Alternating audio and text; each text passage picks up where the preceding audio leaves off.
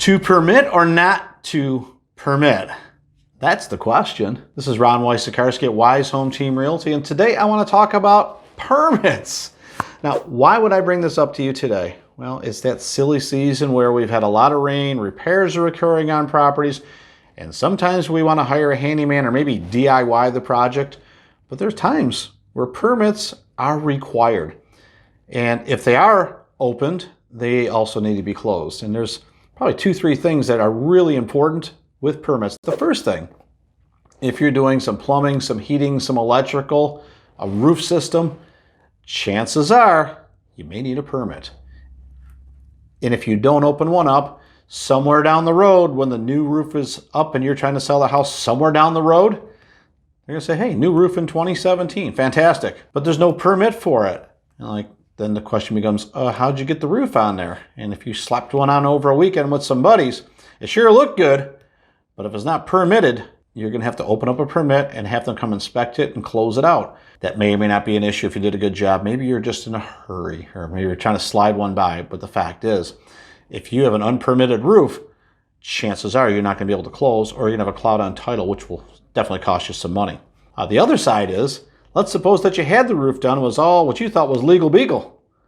But then you find out, say, 4 years later, that the permit was never closed out properly through some sort of an oversight.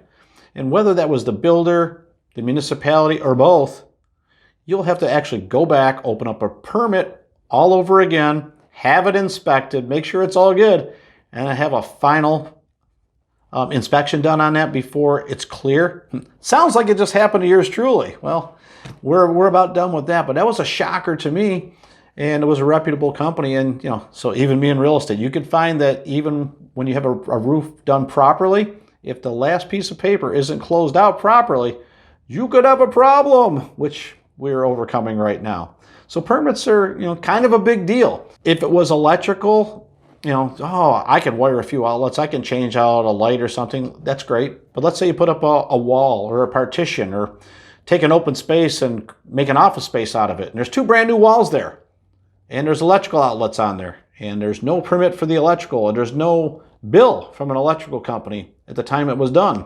That might be a flag. And where does that show up? Well, usually on the home inspection. They're going to see a brand new wall put up, and it's going to show up someplace, because the buyer might say, well, geez, you did this addition, where'd it come from? Where did it happen? The deeper someone digs, the more likely they are to find something. So if it was that, if you had plumbing and made a bunch of changes, here's what I can tell you. Make sure you're using somebody reputable. Make sure you get the proper permits. And if you're not sure, just Google it. You don't have to call up the city and turn yourself in. There's a lot of resources online that will tell you what you have to permit and what you don't have to permit. I'm not your judge and jury. I'm just the one that wants to make sure that your eyes are wide open to the subject of permits. Don't let it come bite you at the end. This is Ron Wysakarski at Wise Home Team Realty. We'll talk to you soon.